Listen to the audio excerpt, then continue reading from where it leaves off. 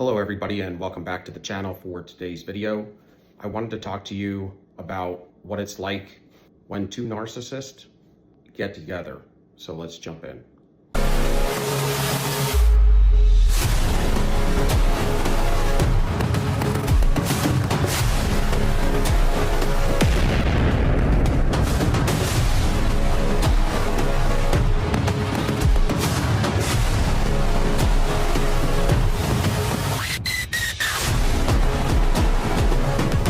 So you'll find this is pretty common. I don't think it's talked about a lot, but two narcissists getting together. And the reason being, well, they can't get good supply all the time. So what you'll find is they get what they can, right? And there's times where they can get good supply sources. And they may be able to get a primary source of supply. Now, there could be a situation to where a narcissist has never met a good source of supply until you, because they're not the most common in the world to put up with all of their abuse. So typically what they do is they live a life of third-party relationships. And that's what they fall into, which would be always having two people in the background. And anybody that they would date would either have other people in the background, or they would make other people have other people in the background. But when they get the primary source of supply, that could be new to them, because there's so many narcissists out there these days. And there's less and less every day of people that love or people that are empathetic. People don't typically put up with that kind of nonsense as much as they used to. People used to get married and stay married forever. And if that individual happened to be a narcissist, well, they would just say it's a cultural belief or feel as if they'd get shamed so bad.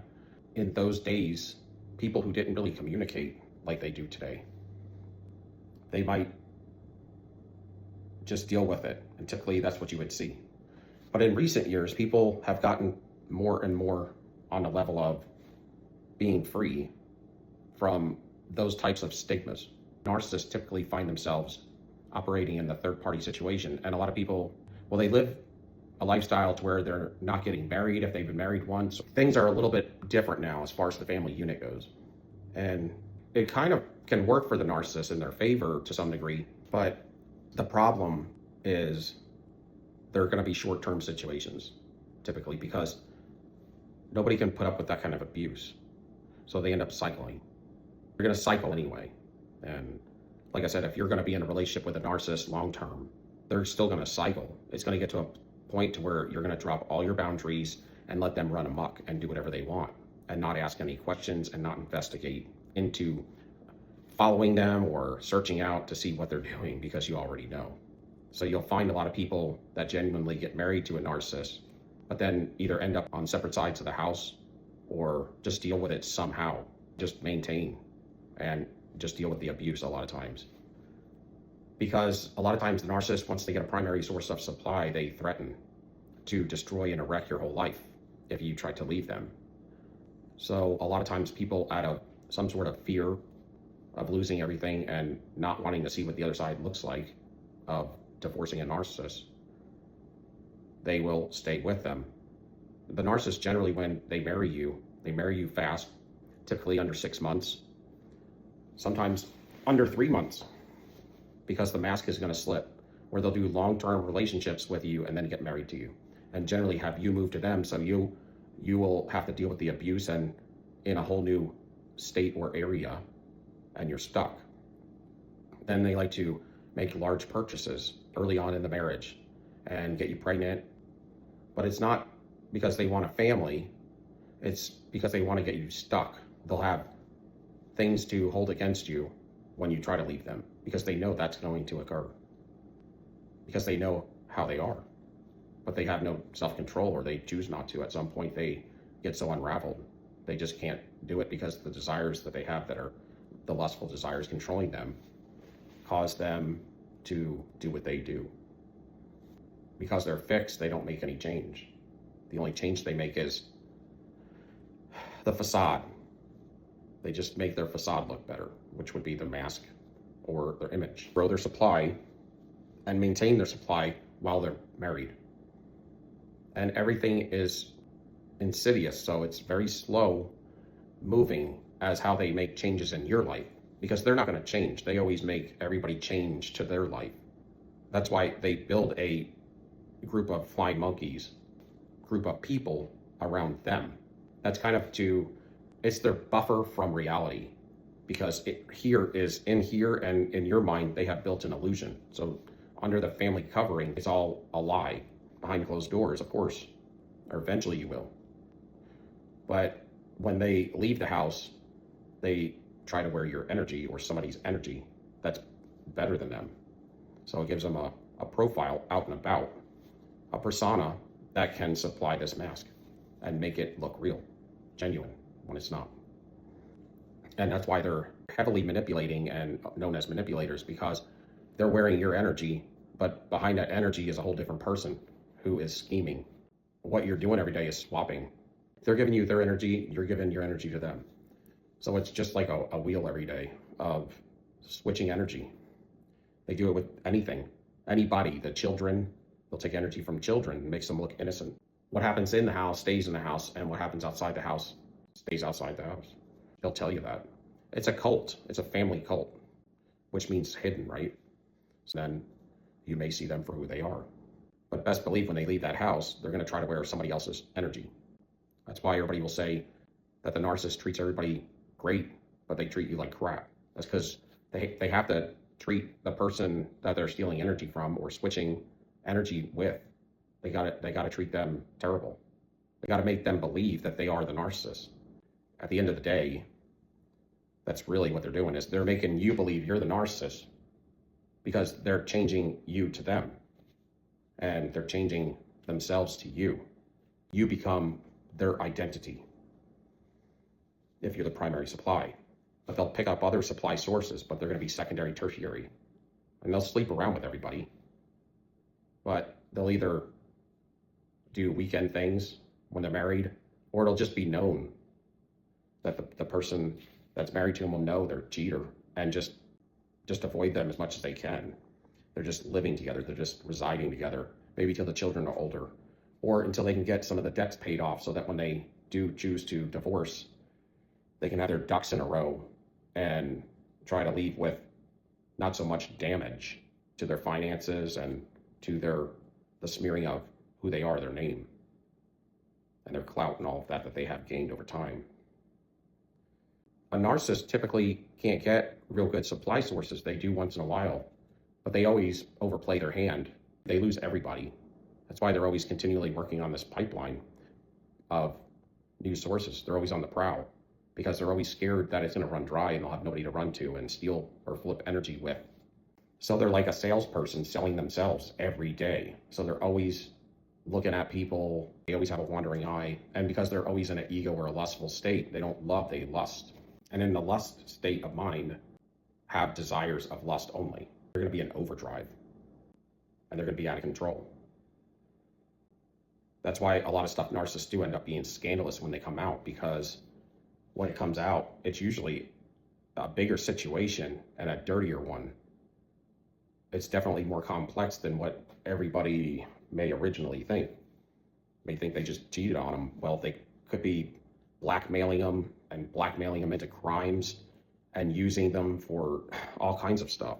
This is what narcissists do. They are abusers, and all abusers operate in different forms and fashions, but these are the things that you find later. Their victim has been being used and maybe in fear, being blackmailed or being hurt in some sort of fashion. And those are the types of things that come out later. When you do hear stories like that, they're not just regular people that these individuals are dating. They're dating or they were happening from narcissists. But typically what you find is they may have one good supply source that actually cares for them, and they treat them the worst because they got to make you believe that you're crappy. And they want to bust your self-esteem down to the ground so you don't leave them because they need you the most. So that's what they do. They also are in competition with you. And most of the time, the person that's going to give them the most competition or that has the potential to is the empath, but the empath that doesn't compete. So they usually just fold to the narcissist's way of thinking and abuse. But a lot of times what you'll find is the people that they're cheating on you with are going to be narcissists, because typically empaths don't cheat, but they maybe become one. If you're with a narcissist long enough, what I said is they'll make somebody a third party to a situation. Because the way the narcissist operates, they will come in and trauma bond you, and you may think that you're working on a long-term relationship with an individual, only to find after you're trauma bonded, they leave you. And then they make these future fakes or promises like, maybe we can get back together, or, whatever. So they also get you to isolate yourself, and they cut off people, or they cultivate certain things that will entail you being alone, waiting on them. So they'll go out and cycle with other people, and that's typically where they go, is to another narcissist. Or people that are really outside of who they are. They're either really way trashier and lower class than at least what they look like and what you think that you would expect them to be with, because that's a low-hanging fruit, and so they're always going to have those. Or you may find somebody upper in age that shouldn't be with them, like so far upper in age that they're with them just for money and what do you call that? The gifts and things. And it's obvious, and they don't care because they sell themselves for supply or to look good. And they look at having intercourse with people as if it's something that is free. They use it to control, but they look at it like it's a money machine, and it doesn't cost them anything to do it. And they get supply from it. They don't think much deeper into it. So they're very, very promiscuous. But then they'll come back to you. And if you have started maybe another relationship because you've cycled with them several times and you're like, I'm never taking them back again. But if you're still trauma bonded, they will convince you, or, you will allow the convincing to happen as well because of the spelling, especially if they do magic, they're witchcraft practitioners, period. So they will convince you that they've changed. And whether or not they have, you may get inklings that maybe they have.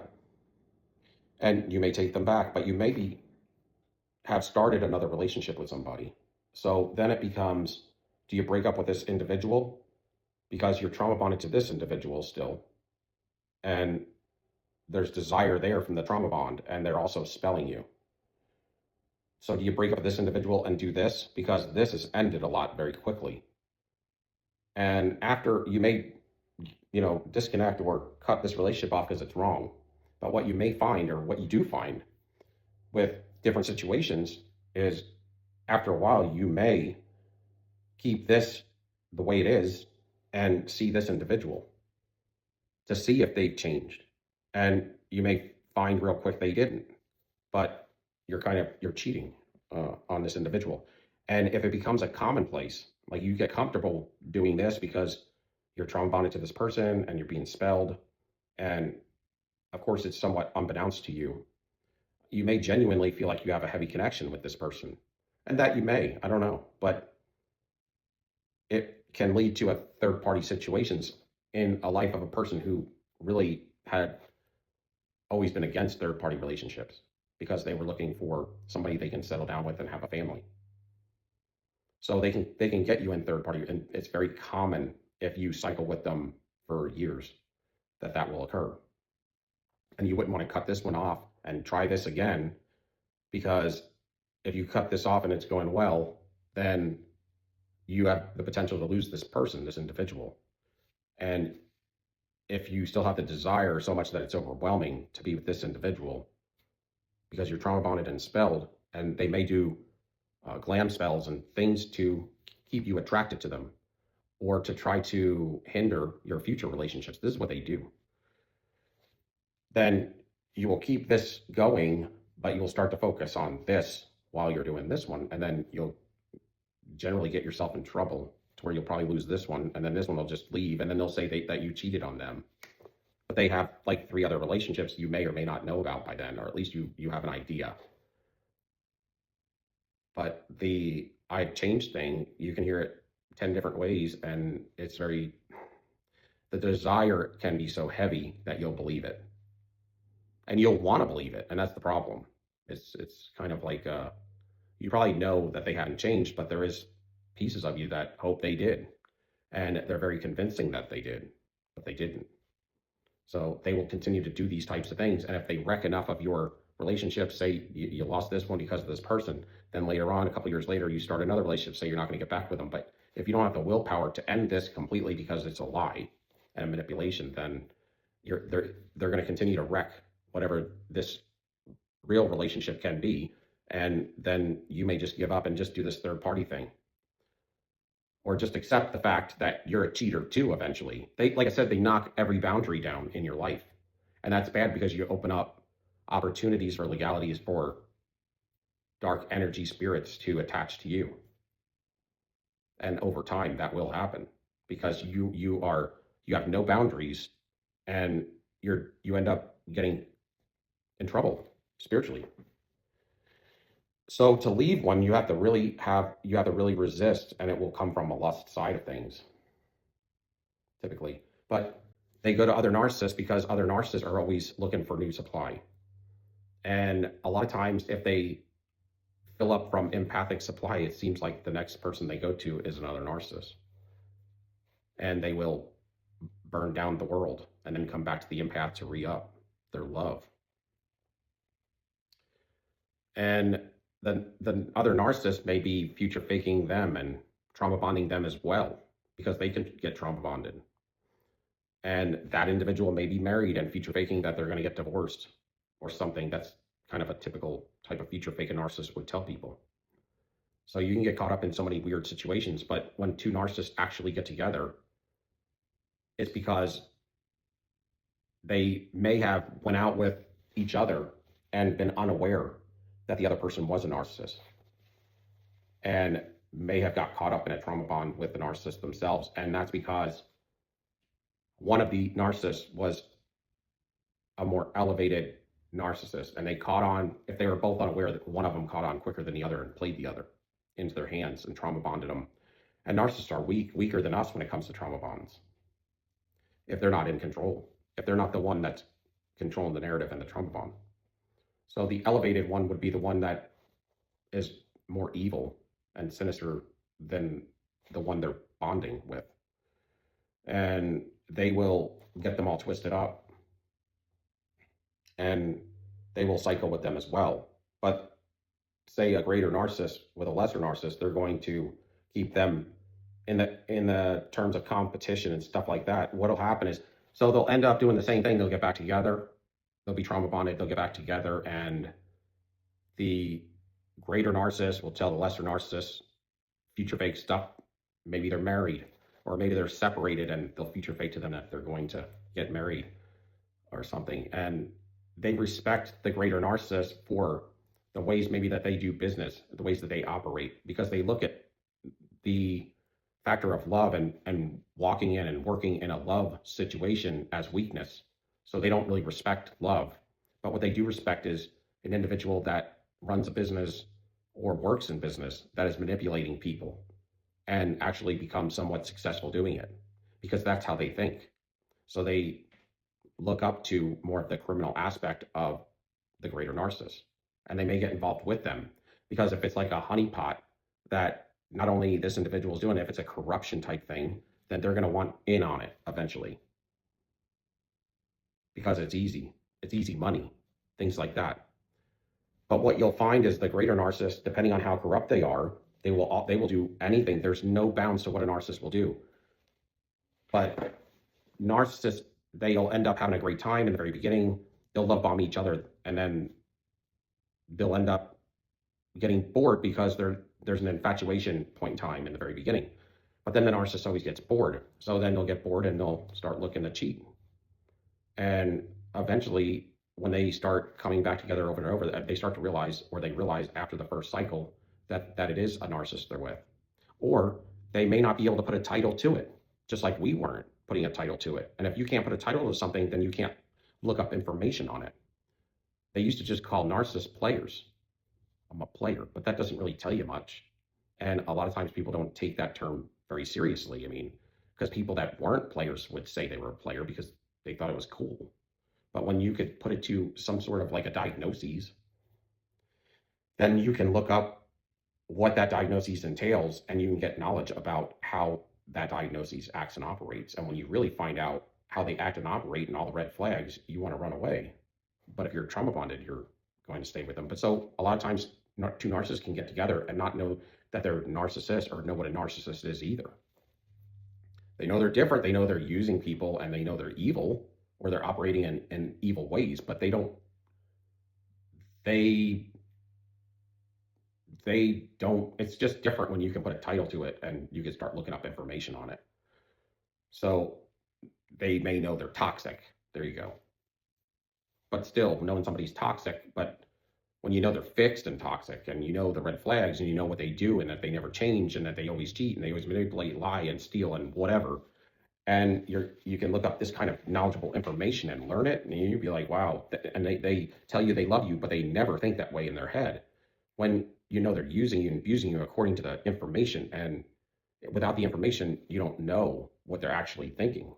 But this is information gathered by multiple sources. Some of it's true and some of it's not. Some of it's a theory. A lot of it is still somewhat theory based, but I think the origin of it, or how it starts, derives, and comes from, that sort of stuff is what is a little bit more fuzzy in theory, in my opinion, or questionably true. But how they act and operate and things like that are pretty much fact. So it's basically what happens. I mean, they will drug them sometimes, get them addicted to a drug.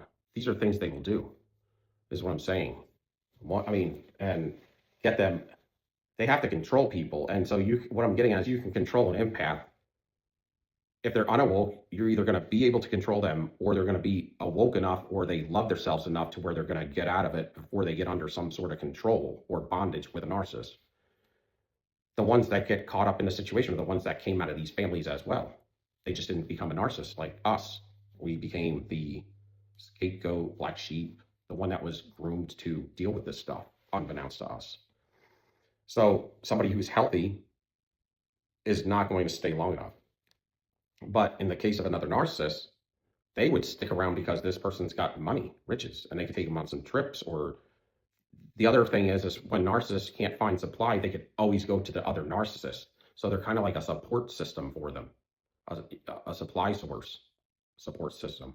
And if they have looks to them, then say the rich narcissist is dating the, let's say male and female, the rich male narcissist, or the hustler narcissist is dating the hustler female narcissist, but the female narcissist is trading sex for money.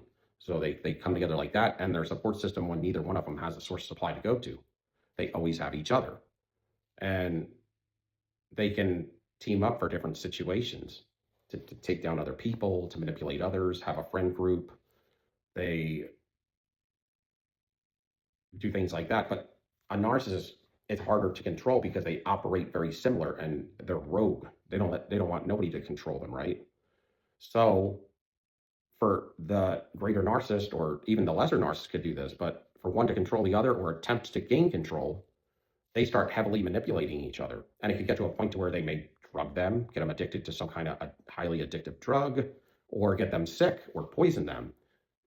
Maybe not to death, but poison them. Sometimes even not to unalive them, but sometimes even to poison them to unalive them, depending on what the heck they're doing or how corrupt they are. But they will have this constant effort to maintain power and control over the other. And because that doesn't occur, because they're always clashing, the greater narcissist may have some power and control over the individual, but this individual will fight tooth and nail until they have to call the police every night and they'll have to break up. They may get very violent with each other, and over time can, get to where somebody can get hurt and have those real dangerous type relationships. And then they know they're both cheaters. So what they'll end up doing when they recycle is they'll recycle with each other, and they'll try to manipulate whoever that they're disengaged with or even when they're separated from them, they're going to be in competition with their supply sources as well. So they'll make sure that they try to manipulate those to be on top as well. But they're going to get together, they'll love bomb each other with every cycle, but they're also going to be, even in the they're going to be manipulating all the time. And at some point, they won't trust each other through that cycle, and they'll just stop talking. There'll be nothing. They'll just be quiet and getting on their phones cheating. It's kind of like they're just residing in the same home, but they're not giving any information out because they know they're both going to manipulate any information that they can learn from them. They're going to be looking at each other's phones, and they're going to be sneaking around. So it's just kind of going to be just, they're not even going to be wanting to probably do it. And then they'll separate again. And then when they get weak to that trauma bond, they'll come back just like we did or would. But the abuse for a narcissist, it really comes at them when you get two together. They usually destroy each other. It's weird because they can kind of respect each other in certain sort of ways. But for the empath, they don't respect them at all. They only respect the empath when they separate and cut them off completely. They're forced to. And it's something that they don't expect. Because a lot of empaths stick around all the time and stay forever. But it depends on what kind of empath you are or what you decide you're going to be. What they call individuals that sometimes will, I don't like the term, but sometimes people that stand up for themselves that are empaths, typically they'd call them like a dark empath, to where they understand both sides of the spectrum. They just choose to walk in the light. It's like they know how to, they get healthy. A healthy empath would probably be called some sort of a dark empath to the titling of things, because you're respecting yourself, loving yourself, and cutting them off. You become like you put them on ice. And they don't like that. You give them indifference. You don't care anything about them. I don't want to talk to you. Even if you come to me, I'm going to just look at you funny. And when they get nothing from you, not anger, not hate, not rage, not falling for the traps of love, or you don't get fearful or fawn or freeze, they have to get something. Something makes them know that they have some kind of significance into your life, or a pathway back in, or some kind of influence. But when they have no influence on your life, they can come find you somewhere and you're going to give them nothing. They can call you and you're not going to pick up the phone. They can talk about you and you're going to hear from a third party and you're not going to say a word because you don't care. And a lot of times people eventually find out that they're just manipulators. Nobody trusts them. Nobody believes a word out of their mouth. I mean, that hurts if someone tries to smear your name up sometimes, but eventually it's like they look like a clown. Sometimes the only person that thought they were respectful was you, until you figured it out. But people figure these individuals out, and that's why eventually they get lower and lower supply, and their standards get worse over the years because they get addicted to things. They get addicted to sometimes highly addictive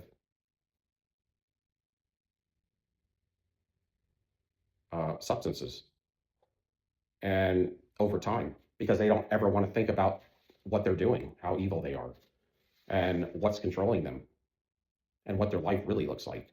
It's in shambles typically. And that's kind of what two narcissists is like. If they can find some sort of an empath that will go cycle with them over and over, that's good. Then they will sometimes ping pong back and forth between an empath and a narcissist for a while. It's like they get this love from you, and then they quit with you for a couple of months, and they'll go over here with the narcissist and go destroy the world, and then destroy each other, and then come back to you because they need that love and support.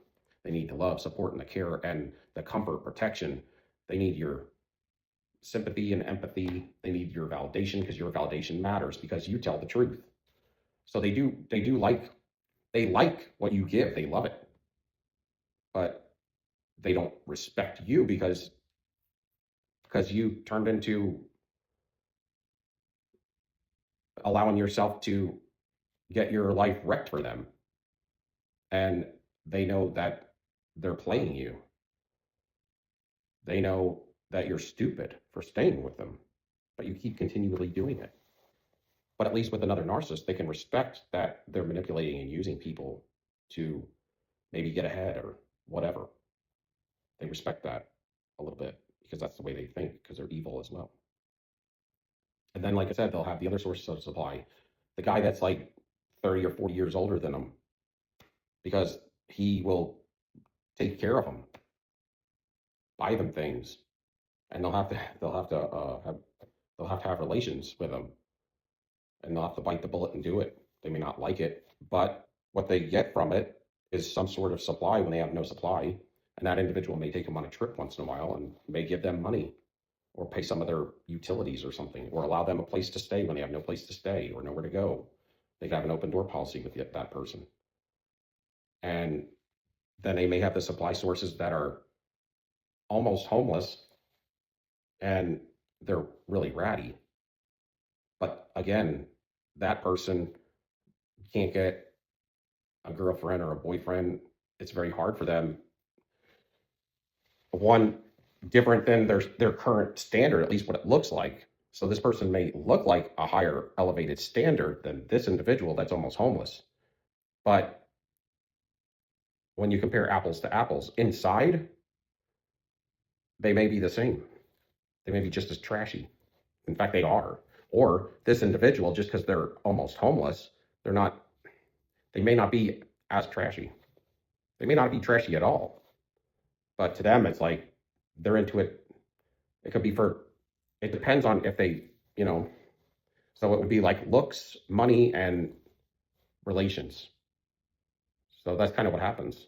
Those are the kinds that they always have.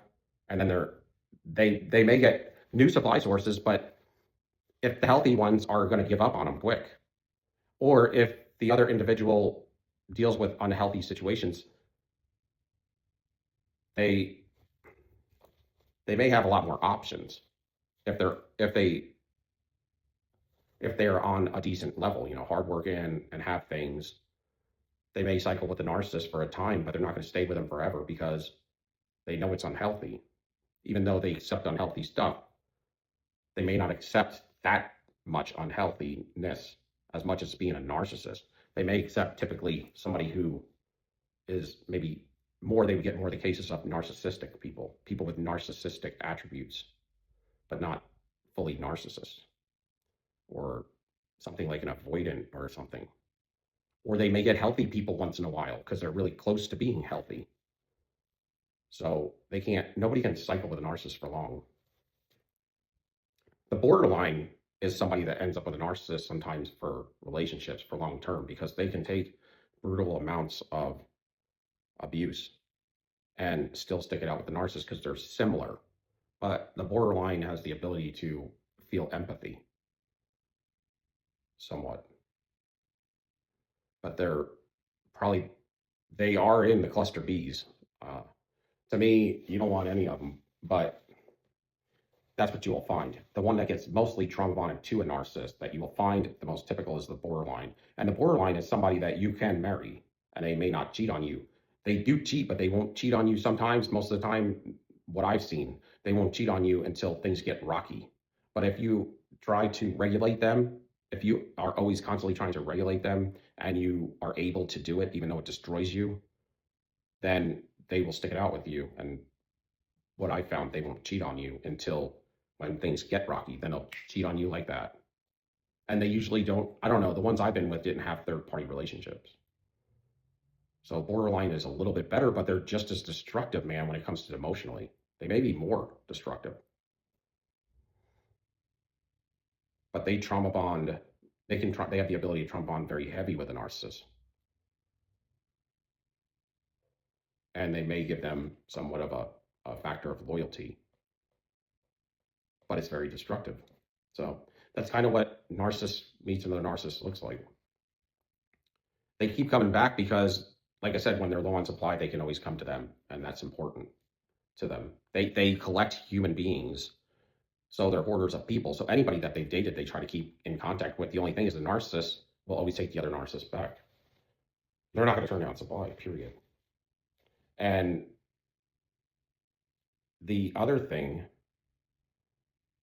with two narcissists, there was something else I wanted to say. Oh, when it doesn't matter either way, whenever one narcissist doesn't ever get power and control over the other, or it switches, they're going to constantly come back to that relationship like a compass. They're going to come back and try to gain power and control over that person. So it's always going to be one coming back to the other coming back to the one to defeat. But when it comes to the empath, they, until the empath awakens or becomes awoke or decides to love themselves and makes a change, they're always going to be in control over that person. So it's a little different. And they can get this person to be a little bit more thirsty than, say, another narcissist. Although narcissists can get heavily jealous and envious. So just like a narcissist would sabotage you when you leave the relationship, they also sabotage each other heavily. They get into big bouts of division. Two narcissists in a home is never good. It's never good. It's very volatile. But it happens a lot. And sometimes if they can get with a certain type of narcissist, they can get to certain kind of alignments or agreements. Sometimes, like when they may agree to get married, but it's not for the same reasons. And as long as those agreements stay the way they were supposed to be, then they can just act out being married. It's almost like a business deal or something. So you see that sometimes as well. And those can last. But eventually, one of them is going to get jealous and envious. And it's going to eventually turn into that. But the problem with two narcissists, too, is they're going to be lazy. And they're going to have a lot of violence coming to them because they have negative karma always reaping on them.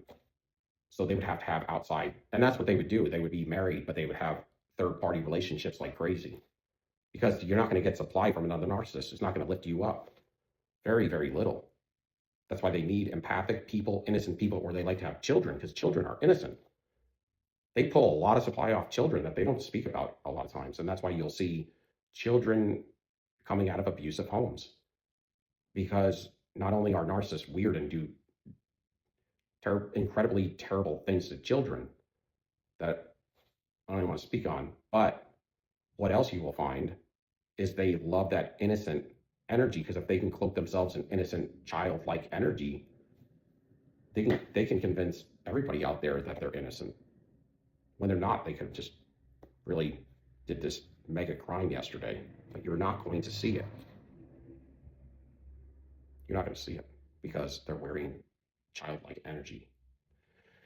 And that's why you see so much child abuse. It comes from the narcissist, period.